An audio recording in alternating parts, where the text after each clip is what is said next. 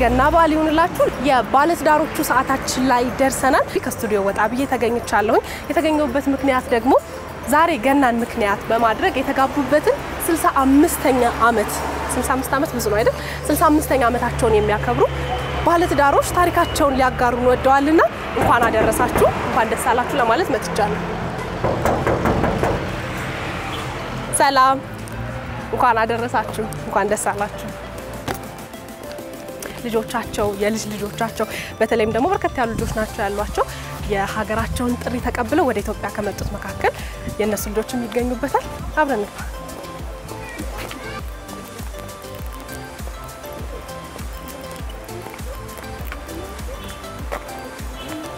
እንኳን አደረሳችሁ እንኳን ደስ አላችሁ እንዴት ናችሁ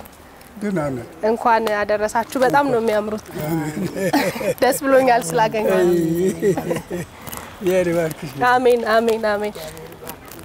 አቶ ገብረስላሴና ወይዘሮ አማረች በመጀመሪያ ታሪካችሁን ልታጋሩኝ ስለወደዳችሁ በጣም ነው ማመሰግነው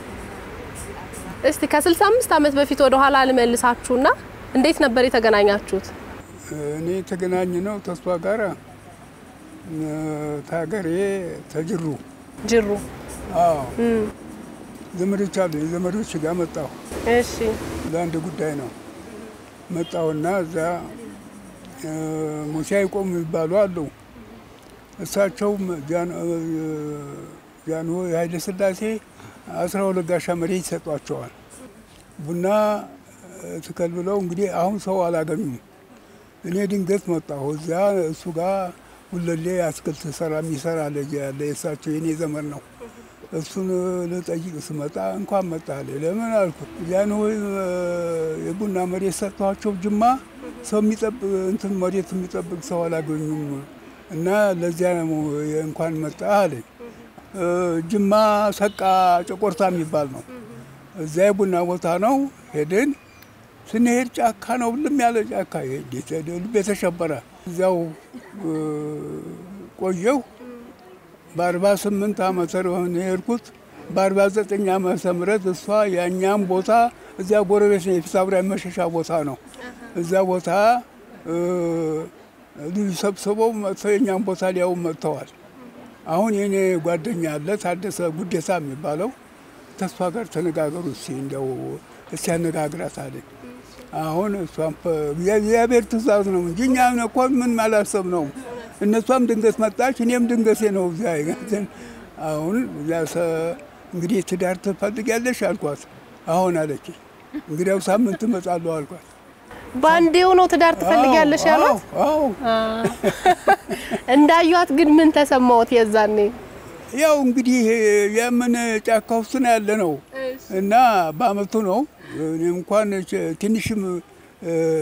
ምግቡ ምናምኑ ትንሽ አስቸግሮ ነበር አገሩን ገና አልለመዱትም ነበር አዲስ ነው አንዴ ጫካ ውስጥ ነው ያለ ነው ሰራተኞች አሉ እነሱን በደንብ አይሰሩ አሁን ያን እንግዲህ እንዴት ነው እንግዲህ አሁን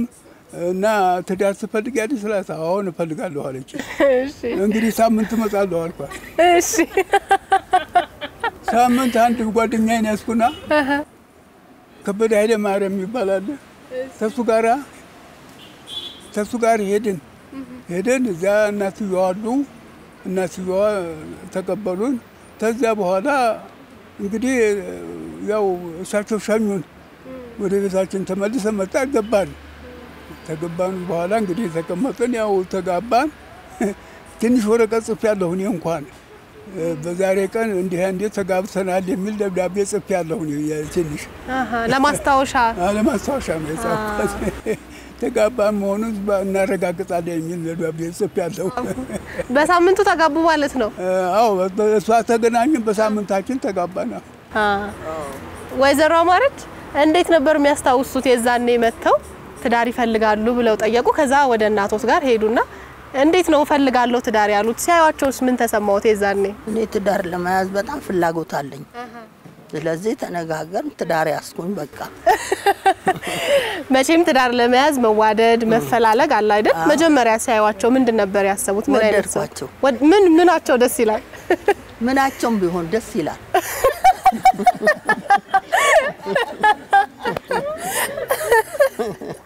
በቃ እሳቸው ናቸው እንደዚህ አይነት ባል ነበር የምፈልገው ብለው አሰቡ ወይስ ድንገት ነበር? እንደሳቸው አለ ባል ፈልጋለሁ ይፈልጉ ነበር። በጣም ደስ ይላል። ከዛስ በኋላ ወደ ትዳር ህይወት ከገባችሁ በኋላስ እንዴት ነበር የቀጠለው? ባጭር ጊዜ ውስጥ ነው የተጋባችሁትና አለመግባባት ነበር? እንዴት ነበር ፍቅራችሁ? እኛ አለመግባባት ሳይሆን ደስ ይለናል፣ ተዋደን ነው፣ ምንም ችግር የለውም። ኋላ ይኸው ልጆች ወለድን፣ ተስማማን። በቃ እኛ አንድ ቀን ተጣልተን እንኳን አናውቅም። በጣም ይገርም ነው። እንዴት ነበር ጋሼ የሚያስታውሱት የመጀመሪያዎቹን አመታት የተጋባችሁባቸው? ነው በ48 ዓመተ ምህረት ነው የተጋቡት። በ49 ነው የተጋባ። እኔ በ48 ዓመተ ምህረት እዚህ የሄድኩት በ48 ወደ ጅማ የሄዱት ነው። በአመቱ በ49 ዓመተ ምህረት ተጋቡ። ግን ከሌሎች ሴቶች ሁሉ እሳቸውን መርጠው ትዳር ይፈልጋሉ ወይ ብለው የጠየቁት ለምን ነበር? ምክንያቱ ምን ነበር? አይ እንግዲህ ፍላጎት ነበርኝ እኔም እና እንግዲህ እሷ ድንገት መጣች እና እግዚአብሔር ፍቃድ እውነት ነው እግዚአብሔር ድንገት ነው እግዚአብሔር ስጦታ ነው እንጂ እኛ አይደለም እኮ እውነት ነው እሱ ሲፈቅድ ነው እና አላሰብነውም እና በቃ ያው እንግዲህ ተጋባን በአመቱ ወንድማገኝን ወደ እንትን አለች እሷ በአመቱ ወንድማገኝን ወለድን የመጀመሪያ ልጅ ትልቁ ወንድማገኝ ሁለተኛ እንግዲህ ፍቅሬ ነው ተወለደው ሶስተኛ ዝናሽ አራተኛ ተናኘ አምስተኛ ታለም እዛው ቀጠልን እንግዲህ ስንት ልጆች አፈሩ ማለት ነው 14 ናቸው 14 ልጆች አፈሩ ወይዘሮ አማረች እንግዲህ 14 ልጅ ማሳደግ ቀላል ነው ብዬ አላስብም አንድ ልጅ ማሳደግ ራሱ በጣም ከባድ ነውና እንዴት ነው 14 ልጅ ያሳደጉበት ጥበብ ምንድነው መቼም የእግዚአብሔር ስጦታ ናቸው እውነት ነው በጡት ነው ያሳደግን ደሞ ድሮ ጡጦ አናቀም እርሶ እንዴት ነበር ልጆቻቸውን ሲያሳድጉ ምክንያቱም እንደሰማሁት ከሆነ ሁሉም ልጆቻችሁ ጥሩ ቦታ ላይ ጥሩ ደረጃ ላይ ደርሰዋል አሁንና ምን ነበር ቤት ውስጥ የተጠቀሙት ልጆችን በስነ ምግባር በማነጽ እንዴት ነበር ያሳደጓቸው ልጆቼ ጸባያቸው ጥሩ ነው ያከብሩናል በደንብ ነው የሚይዛቸው እነሱም በደንብ ይዘውኛል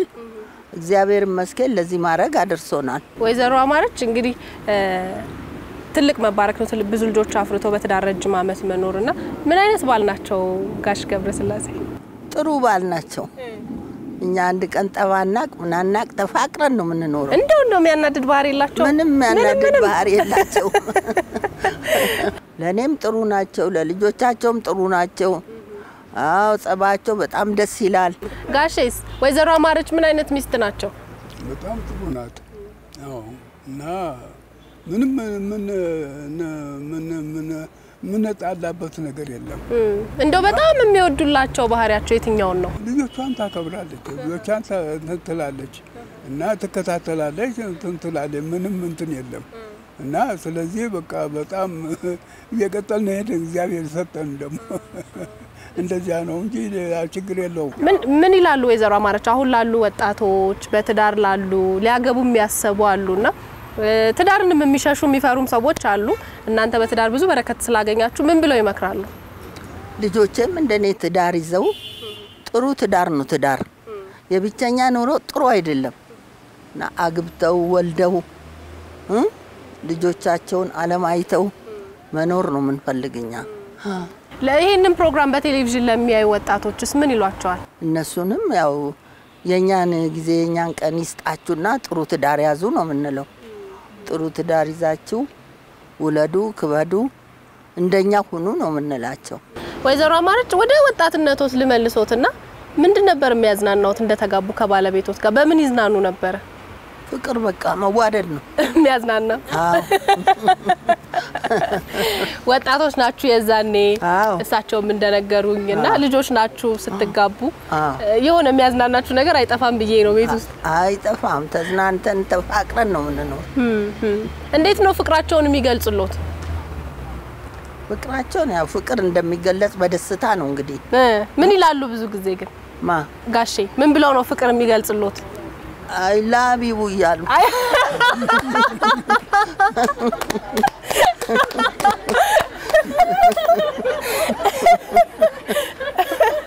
ነው ጋሼ ፍቅሮትን እንዴት ነበር የሚገልጹት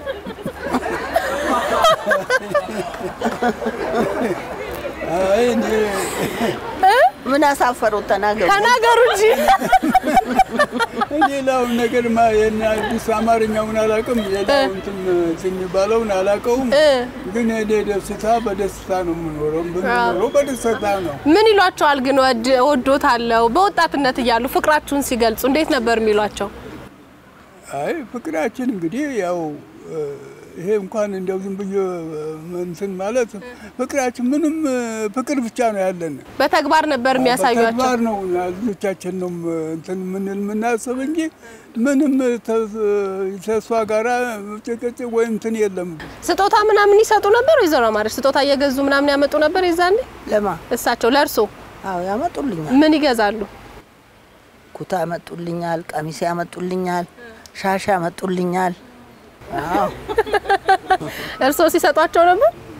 እኔማ እንግዲህ ሴት በዛን ጊዜ ሰጥም ወንድ ነው የሚሰጠው ቤት ውስጥስ በስራ ምናምን ያግዛሉ ማ እሳቸው የውጭ ስራ ይሰራሉ የውጭ ስራ ቤት ውስጥ ግን እንደርሶ የጓዳ ስራ አይሰሩ በትዳር ህይወት ውስጥ በ65 አመት ውስጥ በጣም የተደሰቱበት ጊዜ መቼ ነው መቼም ብዙ የደስታ ቀን ይኖራል ግን ይሄን ቀን አረሳውም የሚሉት አለ ልጆቻችን እግዚአብሔር ሰጠን አሳደግናቸው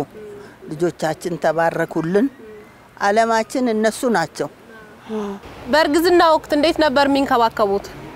በርግዝና ወቅት የሚንከባከቡን ሲያመኝ ያስታመሙኛል ደስ ሲለኝ ደስ ይላቸዋል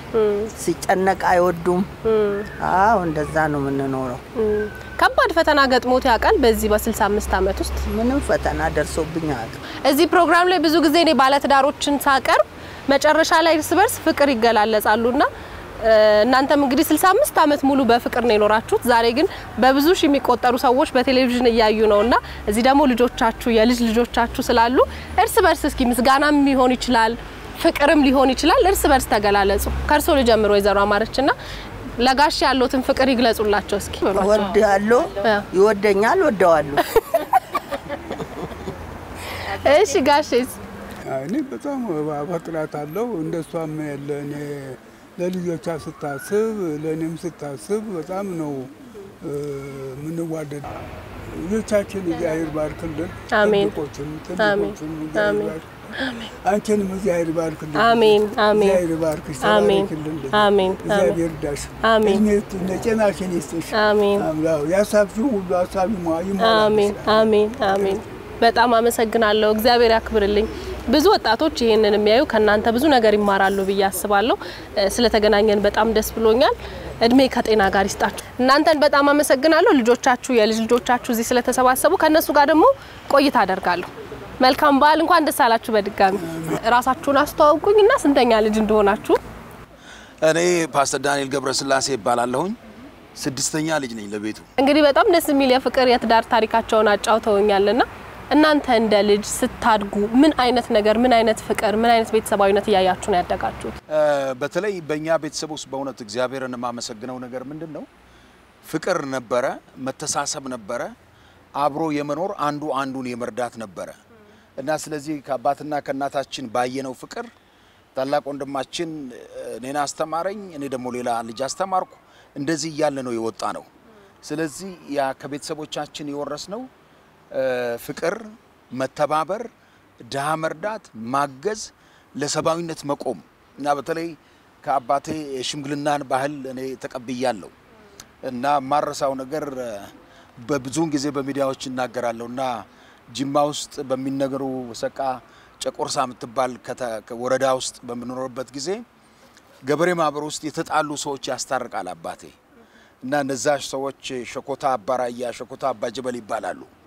እና ከነሱ ጋር ሆኖ ሲያስታርቅ አይዋለሁ ጥላስር እና የሽምግልናን ባህል ከ96 አመት ከቦላ አባቴ ነው የተማርኩት እና ዛሬ በአገር ላይ ለምሰራው ስራ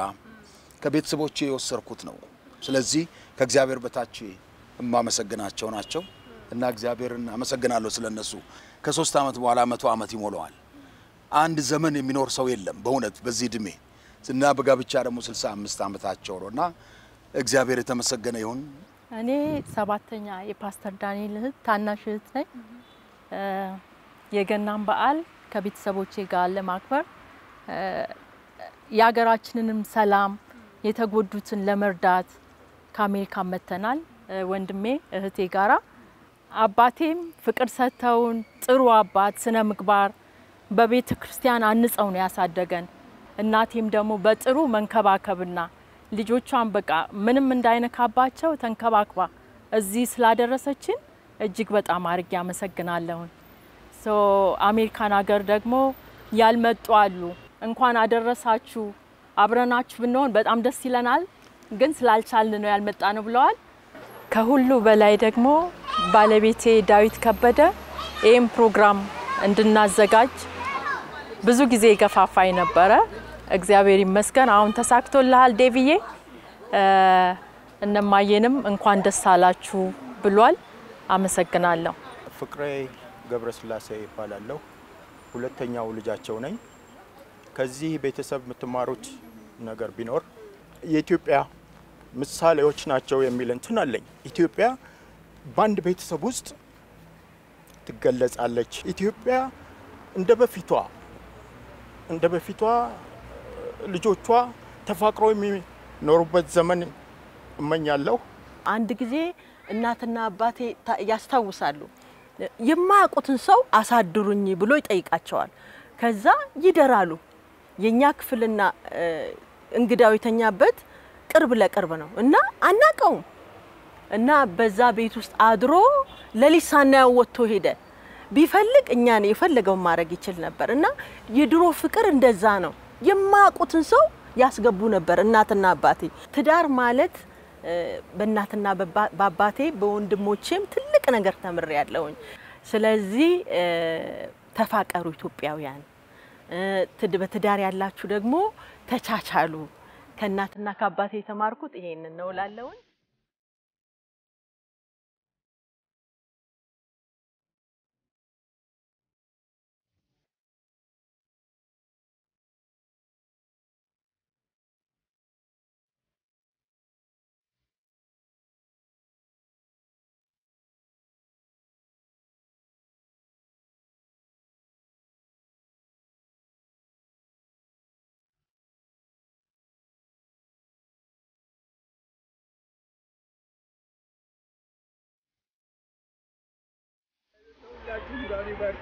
አሜን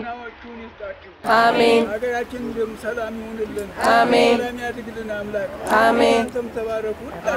አሜን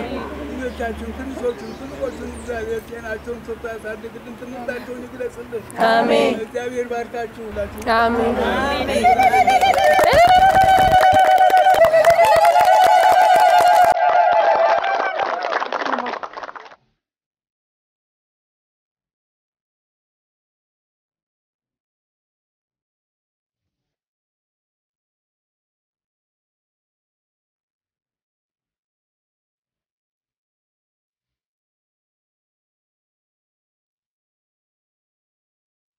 ባብያ ባላለው ያው እንግዲህ ከነ ፓስተር ዳንኤልና ከአቶ ገብረስላሴ ጋር የአንድ ወንዝ ሰዎች ነን። በአስተዳዳሪነት ነው እንግዲህ ማቋቸው። እሳቸው የሀገር ሽማግሌ ሆነው ሽማግሌው አቶ ገብረስላሴ እና ቤተሰብ አካባቢም ሆነ ማህበረሰቡ አካባቢ የታወቁ ነበሩ። በምን የሚታወቁት ሐሳብ በመስጠት የተጣሉትን በማስታረቅ ችግርን ደግሞ ለመንግስት በማቅረብ በዛ ነው የሚታወቁት። ኢንዲፔንደንት ደግሞ ነበሩ። ከዚህ ከቤተሰብ ግንኙነት ብዙ ምንማረው እና ለልጆቻችን ምናስተላልፈው ነገር አለ። አንድ ይሄ ቤት በጣም ስኬታማ ነው። ለስኬታማነቱ ምን አደረሰው ለማለት ትጉህ ሆኖ መማር እነ ፓስተር ዳንኤል እነ ሰይፈ አቶ ገብረስላሴ ልጆች ሁሉ ከሰቃ የምትባል ከተማ እስከ ጅማ 18 ኪሎ ሜትር በእግር ተመላልሰው ነው የተማሩት። ሰው በማስታረቅ በጣም ፍላጎት ነበራቸው አቶ ገብረስላሴና በዛ የታወቁ ናቸው። ይሄንን ደግሞ ፓስተር ዳንኤል ወረሰ። አሁን የኢትዮጵያ ሽማግሌዎች የሰላም ህብረት ውስጥ ምክትል ፕሬዝዳንታችን ነው እኔም እዛው ስላለው ነው እዚህ መሀከለ ነው ጌጤ በጣም ወደቱ ክብርና ደስታ ይሰማኛል ደስ ብሎናል